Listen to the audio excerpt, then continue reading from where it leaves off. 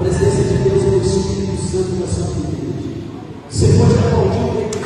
Tudo bem? Meu nome é Paulo Oliveira.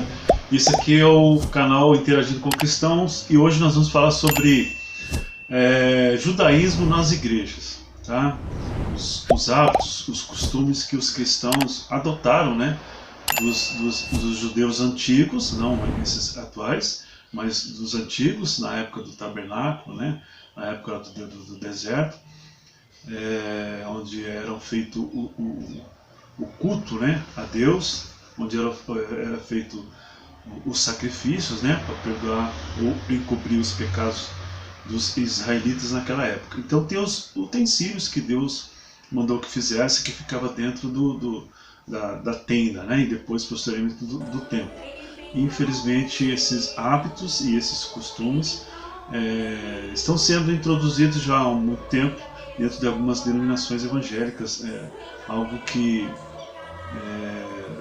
nos deixa consternados, porque não são orientações, não são doutrinas deixadas pelos apóstolos, pelo contrário, eles foram combatidas, né, por Pedro principalmente, por apóstolo Paulo principalmente, na questão desses hábitos e costumes, né, circuncisão, enfim, e outras coisas mais, que aquilo era passado, foi uma sombra, né, que dessa sombra veio a realidade que é Jesus Cristo, a Igreja do Senhor. Mas infelizmente tem pessoas que insistem em introduzir esses hábitos dentro das igrejas, uma maneira fácil de controlar e de também vender produtos, de também adquirir valores, né? Porque as pessoas não leem a Bíblia, não têm conhecimento, então eles colocam essas pessoas em torno, né, desses utensílios, dessas maneiras de cultuar a Deus que são criadas, inventadas nessas liturgias absurdas. Então quero ler aqui alguns versículos da Palavra de Deus dentro desse assunto e depois a gente vai passar alguns videozinhos rápidos, pequenos, e também vamos falar em cima disso, amém? Então vamos ver lá. Bom, a religião, né, lógico, ela vem de um coração puro e honesto, certo? A Bíblia diz que lá em Isaías 29:13, diz assim: por isso o Senhor diz, pois que este povo se aproxima de mim, e com sua boca e com seus lábios me honra, mas tem afastado para longe de mim o seu coração, e o seu temor para comigo consiste em mandamentos de homens, aprendidos de cor, decorados. Não é o que a gente vê hoje, é uma religiosidade, né, uma coisa falsa, sabe, às vezes sem nexo, sem contexto bíblico, sem nada, só por fazer, sabe, mas o coração realmente está longe de Deus, a obediência à sua palavra, longe. Então a verdade é a religião focada em Jesus e não em filosofias. Essa é a verdadeira religião, né, que você foca em Jesus Cristo na cruz, e não essas filosofias vãs, né, que são ditas e criadas e feitas pelo homem. E a Bíblia diz também em Colossenses 2:8, tendo cuidado para que ninguém vos faça presa sua por meio de filosofias e vãs sutilezas, sendo a tradição dos homens, segundo os rudimentos do mundo, e não segundo a Cristo. Entende como as coisas são? Então a verdadeira religião produz frutos espirituais. A Bíblia diz que em Mateus 21:43, portanto eu vos digo que vos será tirado o reino de Deus, né? E será dado a um povo que dê os seus frutos, a igreja do Senhor, né? Aqueles que realmente nasceram de novo. Então a verdadeira religião é ajudar os outros, né? Manter-se, né, fiel ao Senhor. E também Tiago 1:27 diz, a religião pura e imaculada diante de nosso Deus e Pai é esta: visitar os órfãos, as viúvas em suas aflições e guardar-se isento da corrupção do mundo. Amém? Esses são alguns versículos, tem outros, né, mas para não ficar muito longo o período. Então esse judaísmo que a gente está abordando aqui, ele infelizmente adentrou dentro de muitas igrejas. Essas igrejas estão surgindo agora recentemente, de uns 15, 20 anos para cá, tem algumas grandes aí. Então a Arca da Aliança, costumes, sabe, judaicos que não tem nada a ver. Isso foi para o povo judeu, sabe, para que quando você pega toda a história, uma coisa maravilhosa, os 10 mandamentos que foram dados para os judeus eram hoje para o mundo inteiro.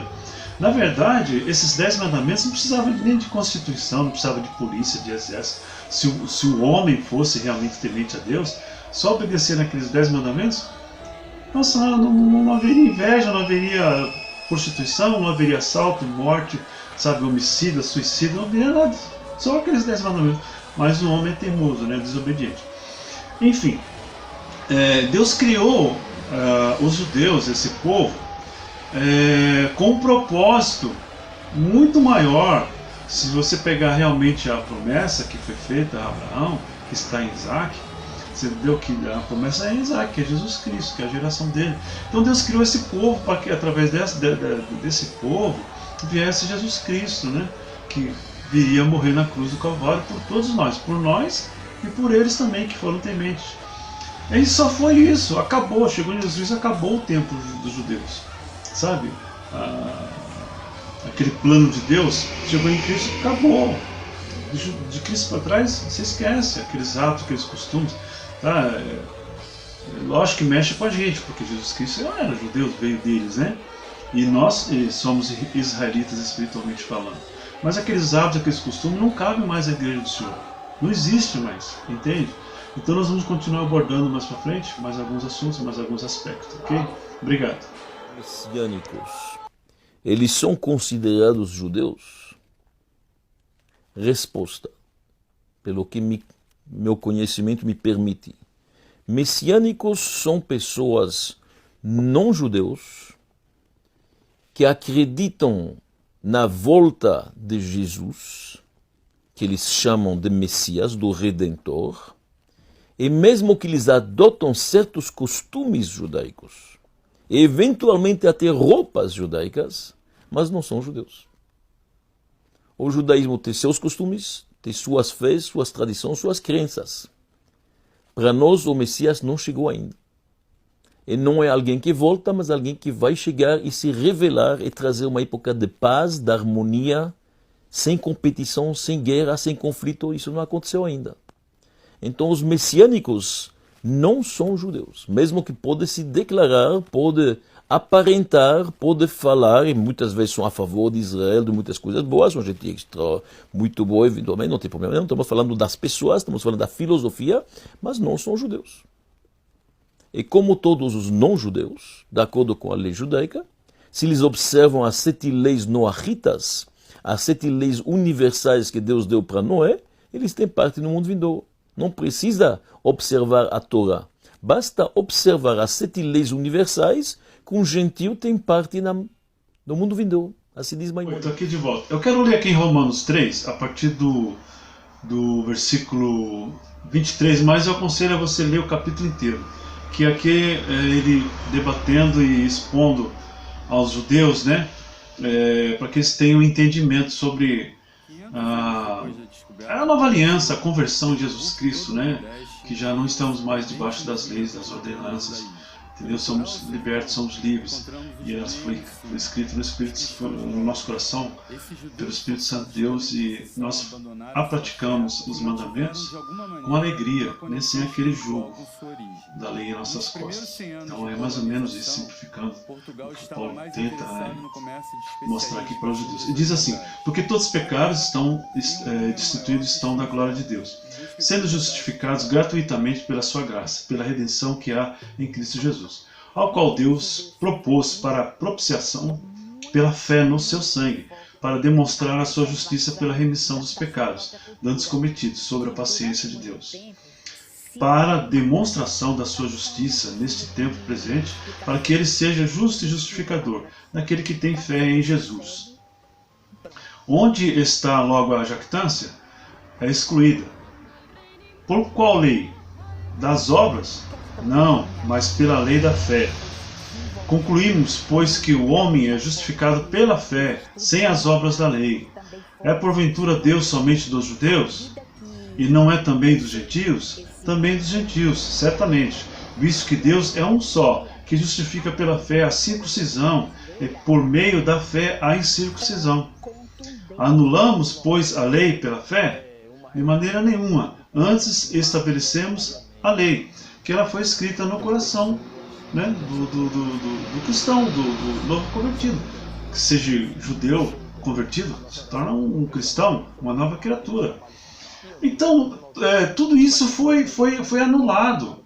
Ele tinha um propósito, cumpriu-se o propósito, que era Jesus Cristo, a vinda dele, e aquilo acabou. Aqueles hábitos, aqueles costumes, aqueles utensílios, enfim, tudo aquilo que era utilizado, que foi colocado aos judeus, acabou. Sabe? É um novo tempo, é uma nova aliança, é um novo começo, sabe? Onde vai se dar na segunda vinda do Senhor Jesus Cristo. Então aí as pessoas trazem tudo isso para dentro da igreja de novo, voltando a uma coisa que já acabou. Você entendeu? É tipo assim, você está construindo uma casa, fez o alicerce dela, vem construindo, aí chegou no telhado, né? Aí você, sei lá, se desentendeu lá, o arquiteto sabe, o engenheiro, vão começar tudo de novo? Volta lá para o alicerce, destrói tudo e volta tudo de novo para o alicerce? Não, já foi um projeto que já veio.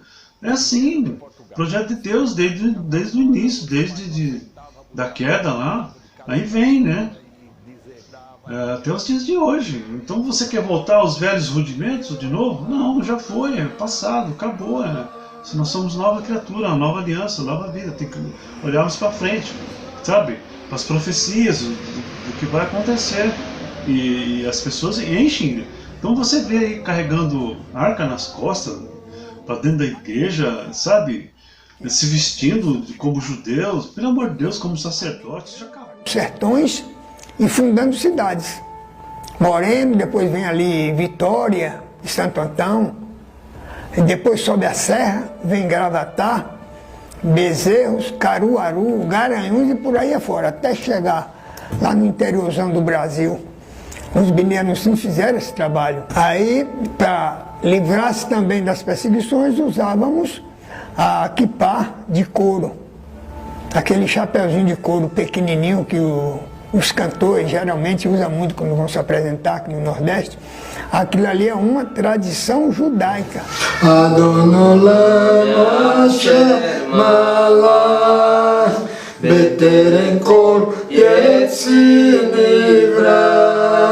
Quando o Eterno fizer retornar o seu povo do exílio, então Jacó exultará e Israel alegrar-se-á.